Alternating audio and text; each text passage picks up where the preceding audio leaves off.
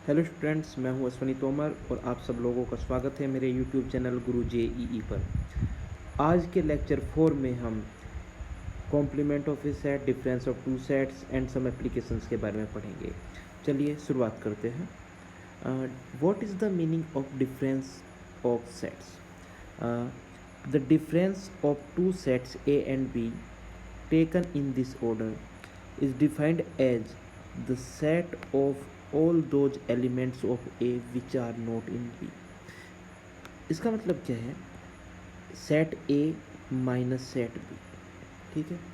तो ये तो हो गया हमारा डिफरेंस ऑफ सेट्स का नोटेशन, किस तरीके से इसे डिनोट किया जाना चाहिए। और ये क्या होता है? Collection of all those elements of A which are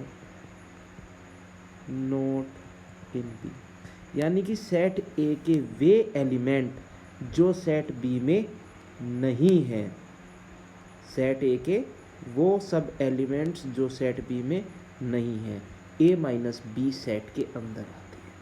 इसको डिनोट किया जाता है A माइनस बी से, और यहाँ पे इसका सेट बिल्डर फॉर्म में डेफिनेशन है A minus B equal to x such that x belongs to A and x does not belongs to B। Similarly what is the meaning of B minus A? B minus A का मतलब set B के वो सब elements जो set A में नहीं है। ये हमारा इसका सेट बिल्डर फॉर्म में डेफिनेशन है x such that x belongs to B and x does not belong to A। For example मैं सेट A ले लेता हूँ, A B C D E, and set B ले लेता हूँ, B C D E F। So A minus B क्या हो गया? सेट A के वे एलिमेंट जो सेट B में नहीं है। B सेट A में भी था, सेट B में भी, सेट A में, सेट B में, D C D, ये सब के सब A के जो एलिमेंट्स थे B C D E वो सेट B में थे। तो A माइनस बी किसके इक्वल रह गया? सिंगलटन A के। वहीं पे अगर मैं B माइनस A की बात करूँ तो सेट B के वो सब एलिमेंट जो सेट A में नहीं है। F ही एक ऐसा एलिमेंट है मेरे पास जो कि सेट A में नहीं था। तो ये हमारा A माइनस बी हो गया, ये B माइनस A हो गया। Okay, set A minus B को एक तरीके से और भी डिनोट किया जाता है, वो होता है A डिवाइड बाई का साइन B। अब बात करते हैं कॉम्प्लीमेंट ऑफ ए सेट की। कॉम्प्लीमेंट ऑफ ए सेट का मतलब होता है, बड़ा सिंपल सा मतलब है इसका, इसको डिनोट किया जाता है A कॉम्प्लीमेंट या A डैश से। और इसका सिंपल सा मतलब होता है आप यूनिवर्सल सेट में से सेट A को सब्ट्रैक्ट कर देंगे। इसका मतलब यूनिवर्सल सेट के वो सब एलिमेंट्स जो सेट A में नहीं है A कॉम्प्लीमेंट के अंदर आते हैं। सेट बिल्डर फॉर्म में इसकी डेफिनेशन है x such that x belongs to x and x does not belongs to A। Note की बात करते हैं, A कॉम्प्लीमेंट कॉम्प्लीमेंट, सपोज करो ये हमारे पास यूनिवर्सल सेट था, ये यहाँ पे सेट A है, तो A कॉम्प्लीमेंट क्या डिनोट कर रहा है? A कॉम्प्लीमेंट ये वाला पार्ट डिनोट कर रहा है, राइट, यानी कि S माइनस। और अगर मैं A कॉम्प्लीमेंट के कॉम्प्लीमेंट की बात करूं, यानी कि S माइनस A का complement, it means S minus A के वो सब एलिमेंट, A कॉम्प्लीमेंट के वो सब एलिमेंट जो A कॉम्प्लीमेंट में नहीं है। तो वो वापस हमारा क्या आ गया? वो वापस हमारा A के अंदर के सारे पॉइंट्स आ गए। It means A complement complement किसके इक्वल हो गया? A के। ये क्लियर हुआ? S कॉम्प्लीमेंट यूनिवर्सल सेट का कॉम्प्लीमेंट क्या हो गया? S में से मैं किसको सब्ट्रैक्ट कर रहा हूँ? S को ही सब्ट्रैक्ट कर रहा हूँ, यानी कि all those elements of universal set which does not belong to universal set, that is 5। So S complement equal to 5। और अगर मैं A complement intersection A complement की बात करूँ तो ये हमारा यहाँ पे A था, ये वाला हमारा A कॉम्प्लीमेंट था, और साफ साफ मैं क्लियरली देख सकता हूँ कि A और A कॉम्प्लीमेंट में कुछ भी कॉमन नहीं है, hence A intersection A complement equal to 5। और अगर इन दोनों के मैं यूनियन की बात करूँ तो ए कॉम्प्लीमेंट में तो ये बाहर का पोर्शन था मेरा सारा, और ए में अंदर का पोर्शन था। अगर दोनों का मैं यूनियन कर देता हूँ तो मुझे क्या मिल जाता है, यूनिवर्सल सेट एस। यहाँ पे मेरे पास, अब मैं एक एग्जांपल करने की कोशिश करता हूँ। सेट एस है मेरा 10 से लेके 18 तक सारे नेचुरल नंबर। सेट ए है 11, 13, 15, सेट बी है 12, 14, 16। तो हमें B complement minus A complement, A minus B and A intersection B complement की वैल्यू निकालनी है। तो सबसे पहले मैं स्टार्ट करता हूँ बी कॉम्प्लीमेंट से। बी कॉम्प्लीमेंट यानी कि बी के वो सब एलिमेंट जो सेट एस, मतलब एस के वो सब एलिमेंट जो बी में नहीं है, इसको एस माइनस बी लिख सकते हैं। देखते हैं 10, 11, 13, 15, 17, 18। 10, 11, 12 उसमें था, 13 आ गया, 14 उस सेट बी में था, 15 आ गया, 16 सेट बी में था, 17 और 18 आ गया। अब ए कॉम्प्लीमेंट को मैं फाइंड आउट करता हूँ। ए कॉम्प्लीमेंट क्या हो गया, S minus A, that is equal to 10, 12, 14, 16, 17, 18। और अगर मैं B complement minus A complement की बात करूँ तो बी कॉम्प्लीमेंट के वो सब एलिमेंट जो ए कॉम्प्लीमेंट में नहीं है। 10 बी कॉम्प्लीमेंट में भी था, इसमें भी। तो सबसे पहला तो मिलता है मुझे 11 जो बी कॉम्प्लीमेंट में था पर ए में नहीं था। फिर मिलता है मुझे 13 बी कॉम्प्लीमेंट में था, ए कॉम्प्लीमेंट में नहीं था। फिर मिलता है 15 बट 17 और 18 दोनों में है। ये हमारा B complement minus A complement आ गया। अब अगर ए माइनस बी की बात करता हूँ तो ए माइनस बी किसके इक्वल हो गया, ए के वो सब एलिमेंट जो बी में नहीं है। ए में था मेरा 11, 13, 15, बी में था 12, 14, 16। तो 11 सेट बी में नहीं था, 13 सेट बी में नहीं था और 15 भी सेट बी में नहीं था। तीसरी बात करते हैं ए इंटरसेक्शन बी कॉम्प्लीमेंट की। ए हमारा 11, 13, 15 था और बी कॉम्प्लीमेंट मैंने यहाँ पे फाइंड आउट किया था। ये रहा हमारा बी कॉम्प्लीमेंट।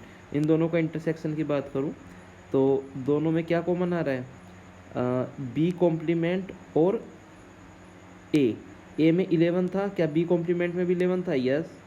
13 भी दोनों में था और 15 भी दोनों में था। B complement minus A complement, A minus B and A intersection B complement तीनों इक्वल आ रहे हैं। इट मीन्स तीनों हमारे इक्वल है। एग्जाम्पल 4 आप लोगों को समझ में आ गया होगा। अब बात करते हैं डी मॉर्गन्स लॉ की। डी मॉर्गन्स लॉ में A complement minus B complement that is equal to B minus A. अभी मैंने ऊपर लेके एक एग्जाम्पल से देखा, अब डी मॉर्गन्स लॉ से देखता हूँ। मैं यहाँ पे ये दो बना रहा हूँ, ए बी, ए बी। ये ए है, ये बी है, ये ए है, ये बी है, ये यूनिवर्सल सेट एस है। बात करते हैं A complement minus B complement की। A complement minus B complement का मतलब क्या हो गया, ए कॉम्प्लीमेंट ये हमारा, सबसे पहले ए कॉम्प्लीमेंट को मैं डिनोट कर लेता हूँ, ये मेरा ए कॉम्प्लीमेंट का पोर्शन। ओके, अब अगर बी कॉम्प्लीमेंट को मैं डिनोट करूं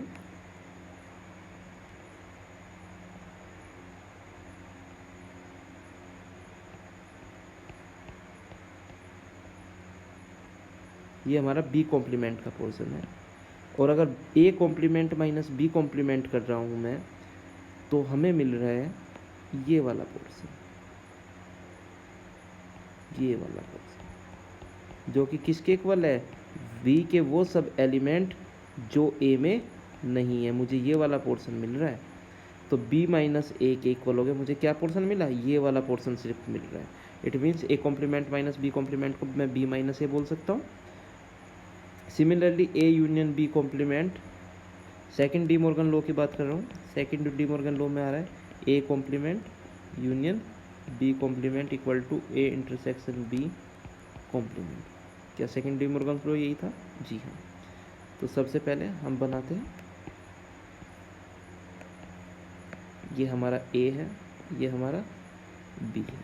ए B sample spaces, A intersection B ये वाला पार्ट हो गया। और ए इंटरसेक्शन बी कॉम्प्लीमेंट की बात करूँ तो इसको छोड़ के बाकी जो भी पोर्शन बचा वो सब का सब क्या है हमारा, A intersection B complement. Okay, अब मैं बात करता हूँ A complement union B complement की। ये ए है, ये बी है, ए बी।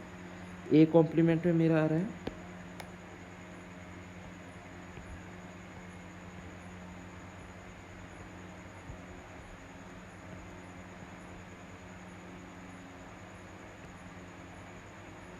ये वाला पोर्शन हमारा ए कॉम्प्लीमेंट में आ रहा है। और अगर मैं बी कॉम्प्लीमेंट की बात कर रहा हूँ यहाँ पे, तो बी कॉम्प्लीमेंट में जो मेरा पोर्शन आ रहा है वो ये वाला है।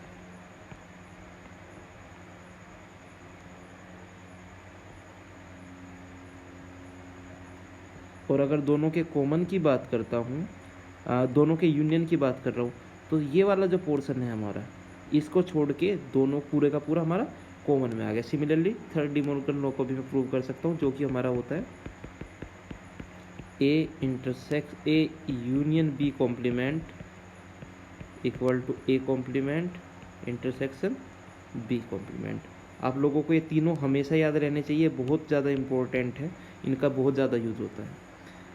नेक्स्ट में बात करते हैं हम A minus B union C equal to A minus B intersection A minus C होता है, ठीक है। और A minus B intersection equal to होता है A minus B union A minus C के। दो अलग अलग पार्ट हैं यहाँ पे, दोनों को यहाँ पे अलग अलग तरीके से प्रूव किया गया है। ए माइनस बी यूनियन सी, तो सबसे पहले इस डायग्राम में हमें बी यूनियन सी का डायग्राम दिया गया है, और इस वाले डायग्राम में हम लोगों को दिया गया है ए माइनस बी यूनियन सी का। पहले यानी कि ए के वे सब एलिमेंट जो बी यूनियन सी में नहीं है, वो कौन से एलिमेंट्स थे? ये वाले एलिमेंट्स थे। ओके, थर्ड डायग्राम में हम लोगों को बी ए माइनस बी का डायग्राम दिया हुआ है। ये वाला जो डायग्राम है वो हमें ए माइनस बी, यानी कि ए के वो एलिमेंट जो बी में नहीं है, वो ये वाले एलिमेंट थे। इस वाले डायग्राम में हमें ए माइनस सी का दिया हुआ है, ए के वो सब एलिमेंट जो सी में नहीं थे। और इस वाले डायग्राम में ए माइनस बी और ए इंटरसेक्शन सी का जो कॉमन पोर्शन है, यानी कि इस डायग्राम में और इस डायग्राम में जो हमारा कॉमन पोर्शन है वो क्या दिख रहा है हमें? ये वाला पोर्शन, ये वाला पोर्शन में कॉमन दिख रहा है, ये वाला पोर्शन, यहाँ पे ये पोर्शन और इस वाले में ये पोर्शन, ये दोनों कैसे है? सेम ही पोर्शन है। It means by Venn diagram we can say that this equal to this. आप लोगों को ये याद रखना है। अब जो एप्लीकेशन है वेन डायग्राम की, वो बहुत ज़्यादा इंपॉर्टेंट है। इसका यूज सिर्फ यहाँ पे ही नहीं है, प्रोबेबिलिटी में भी इस एप्लीकेशन का बहुत ज़्यादा इंपॉर्टेंट यूज है। तो पहले बात करते हैं, एन ए डिनोट करता है number of elements in set A, n B denote करता है number of elements in set B, जो कि हम काउंट कर सकते हैं। तो अभी हम सपोज करें कि ए और बी दोनों हमारे फाइनाइट सेट्स है। अगर हमारे ए और बी दोनों डिसजॉइंट सेट्स होते हैं, दोनों में कुछ भी कॉमन नहीं है, ये सेट ए था, ये सेट बी था, तो ए यूनियन बी में ए और बी के सारे एलिमेंट्स आ जाते हैं। तो number of elements in A union B किसके हो जाएगा? ए के एलिमेंट्स और बी के एलिमेंट्स का सम। बट अगर ये दोनों डिसजॉइंट नहीं है, तब यहाँ पे ये चार प्रॉपर्टीज होती है जो हमें लर्न रखनी चाहिए। फर्स्ट प्रॉपर्टी है n A union B equal to n A plus n B minus n A intersection B. Prove करते हैं।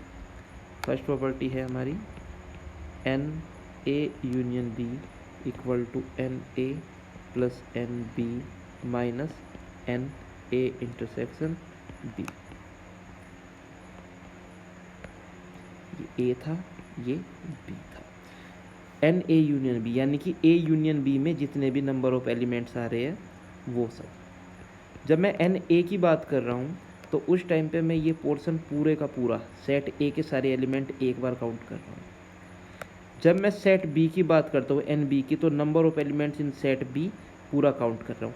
बट यहाँ पे अगर मैं इस कॉमन पोर्शन की बात करूँ तो ये मैंने कितनी बार काउंट कर लिया? ये मैंने 2 टाइम्स काउंट कर लिया है, एक बार एन ए के लिए और दूसरी बार एन बी के लिए। बट मुझे कितनी बार चाहिए? ये सिर्फ 1 टाइम ही मुझे चाहिए। इसका मतलब एक बार मुझे सब्ट्रैक्ट करना पड़ेगा, इसलिए मैंने यहाँ पे एन ए माइनस बी को एन ए इंटरसेक्शन बी को सब्ट्रैक्ट किया है। सेकेंड प्रॉपर्टी क्या है हमारी? N A union B. यहाँ पे तो हम ये 3 डिसजॉइंट सेट्स की बात कर रहे हैं, A minus B, B minus A and A intersection B. ये तीनों कैसे डिसजॉइंट है? ए माइनस बी ये वाला पोर्शन है हमारा, ए इंटरसेक्शन बी ये वाला पोर्शन है हमारा। और बी माइनस ए ये वाला पोर्शन है। ये तीनों सेट्स कैसे हो गए? डिस्जॉइंट, तीनों में कुछ भी कॉमन नहीं है। जब कॉमन नहीं है तो इसका मतलब पूरे तीनों का अलग अलग का सम इस पूरे सम के इक्वल होगा, और पूरा सम किसके इक्वल था? एन ए यूनियन बी के। सेकंड वाला आपको याद रखना की ज़रूरत नहीं है, ज़्यादा इंपॉर्टेंट नहीं है। थर्ड वाले की बात करें, एन ए इक्वल टू है n A minus B plus n A union B. N A minus B ये वाला पोर्शन है मेरे पास। कौन से वाला पोर्शन है? ये वाला पोर्शन। ये एन ए माइनस बी है plus n A union B की मैं बात करूँ अगर, ये यहाँ पे मिस्टेक हो रखी है, यहाँ पे हमारा एन ए इंटरसेक्शन बी आएगा। गाइज इसको याद रखना है, इसको कट कर देते हैं। N A minus B plus n A intersection B. A intersection B ये था, अगर इस वाले पोर्शन में ये वाला पोर्शन ऐड कर रहा हूँ तो मुझे क्या मिल रहा है? पूरा एन ए मिल जा रहा है। वहीं पे अगर मैं एन बी की बात करूँ तो एन बी माइनस ए में ये हमारा क्या था? ये वाला पोर्शन, ये वाला पोर्शन हमारा था एन बी माइनस ए। इसमें अगर n A intersection B add कर देता हूँ तो हमें क्या मिल जाता है? एन बी मिल जाता है। Number of elements in B मिल जाते हैं। अब ये हमारे पास एक दो क्वेश्चन है। पहला क्वेश्चन है सेट ए में 3 एलिमेंट है, सेट बी में 6 एलिमेंट है, तो सेट ए यूनियन बी में कितने एलिमेंट्स हो सकते हैं? हमें पता है n A union B equal to होता है n A plus n B minus n A intersection B. तो जब एन ए इंटरसेक्शन बी हमारा मैक्सिमम है, जब इसकी वैल्यू क्या होगी? मैक्सिमम, उस टाइम पे एन ए यूनियन बी की वैल्यू हो जाएगी मिनिमम। तो इसकी मैक्सिमम, दोनों में मैक्सिमम कितने एलिमेंट्स कॉमन हो सकते हैं? 3 एलिमेंट ही कॉमन हो सकते हैं, क्योंकि ए में सिर्फ 3 ही एलिमेंट है। तो इस केस में minimum value of n A union B किसके इक्वल होगी? N A plus n B minus n A intersection B, that is equal to 6। वहीं पे मैक्सिमम होने के लिए एन ए इंटरसेक्शन बी किसके इक्वल होना चाहिए? मिनिमम वैल्यू आनी चाहिए। मिनिमम वैल्यू क्या हो सकती है इसकी? कोई भी एलिमेंट ना हो। जी हाँ, ना तो ए और बी में कोई भी एलिमेंट कॉमन नहीं है, तो उस टाइम पे एन ए यूनियन बी किसके इक्वल हो जाएगा? N A plus n B minus n intersection B, that is equal to 9। Question number 7 की मैं बात करूँ तो 7 में कोई सर्टेन एग्जामिनेशन की बात हो रही है, जहाँ पे जो कैंडिडेट्स है वो पेपर को ऑफर कर रहा है हिंदी इंग्लिश या दोनों सब्जेक्टों में। वो कैंडिडेट जो एग्ज़ाम में अपियर हो रहे हैं, 1000 में से 650 इंग्लिश के लिए अपियर हो रहे हैं, 200 इंग्लिश और हिंदी के लिए अपियर हो रहे हैं। Find the number of ways of candidate who offered paper in Hindi, English and Hindi only. Okay, तो हमने दो चीज़ें एज्यूम कर रहे हैं। सेट ए एज्यूम कर रहे हैं the set of candidates who offered paper in English. Set B को हमने एज्यूम किया the candidates who offered paper in Hindi. अब यूनिवर्सल सेट यानी कि एन ए यूनियन की अगर मैं बात कर रहा हूँ तो मुझे टोटल नंबर ऑफ एलिमेंट्स कितने हैं दोनों में? 1000, जो हिंदी और दोनों के लिए जो ऑफ़र किया है। जिन्होंने सिर्फ इंग्लिश के लिए ऑफ़र किया है वो 650 स्टूडेंट्स हैं। जिन्होंने हिंदी एंड इंग्लिश दोनों के लिए ऑफ़र किया है वो 200 है। जहाँ पे भी मैं एंड की बात करूँ तो समझ लेना इंटरसेक्शन की मैं बात कर रहा हूँ। अब अगर एन ए यूनियन बी की मैं बात कर रहा हूँ तो वो इक्वल टू होता है n A plus n B minus n A intersection B. इसको तो मैं सिंप्लीफाई कर ही सकता हूँ। यहाँ से मैं एन बी की वैल्यू निकालूँ तो एन बी की वैल्यू यहाँ से निकल रही है 550। ये गाइस देखिए यहाँ पे कैलकुलेशन की हुई है। अब देखते हैं first question, the total number of candidate. Second question English के लिए, यानी कि सिर्फ वो कैंडिडेट जो ए में जो सिर्फ इंग्लिश दे, हिंदी ना दे। इट मीन्स आपको वो एलिमेंट निकालना है ए माइनस बी, आपको निकालना है। N A minus B equal to किसका हो जाएगा? N A minus n A intersection B. A में से दोनों के common subtractor, that is 650 minus 200, that is 440। Third में हम लोगों से पूछा है सिर्फ हिंदी, it means n B minus से आपसे पूछा गया है। सिर्फ हिंदी वाले चाहिए, इंग्लिश वाले हमें नहीं चाहिए। That is equal to n B minus n A intersection B. इसको सिंप्लीफाई करो, 550 में से 200 को सिंप्लीफाई कर रहे हैं तो कितना आ रहा है? 350। मुझे लगता है आप लोगों के ये लेक्चर समझ में आया होगा। मैंने काफ़ी तेज़ पढ़ाया है क्योंकि मैं सिर्फ रिवीजन करवा रहा हूँ आप लोगों को सेट थ्योरी का, ताकि आपके सेट के बेसिक कंसेप्ट क्लियर हो सके, जो कि प्रोबेबिलिटी में भी काफ़ी हेल्पफुल है, रिलेशन एंड फंक्शन में भी काफ़ी हेल्पफुल है। और guys relation, function and set से एक क्वेश्चन डेफिनेटली मेंस में पूछा जा रहा है, और आप तो जानते ही हैं सीबीएसई बोर्ड के लिए रिलेशन फंक्शन कितना इंपॉर्टेंट है। सो अगर आपको कोई भी डाउट अब भी सेट थ्योरी में आ रहा है तो अपनी 11th की एनसीईआरटी एक बार दोबारा लगाइए, उसके सारे क्वेश्चन सॉल्व कीजिए। वीडियो सॉल्यूशन मैंने सब क्वेश्चंस के डाल ही रहा हूँ, और आपको फिर भी कोई डाउट है तो डायरेक्ट कमेंट बॉक्स में कमेंट कीजिए और मुझे बताइए अपनी प्रॉब्लम। मेरे चैनल को सब्सक्राइब कीजिए, अपने दोस्तों के साथ शेयर कीजिए मेरी वीडियोज़ के बारे में, और नेक्स्ट वीडियो में मैं आप लोगों के लिए सॉल्यूशन प्रोवाइड करा रहा हूँ।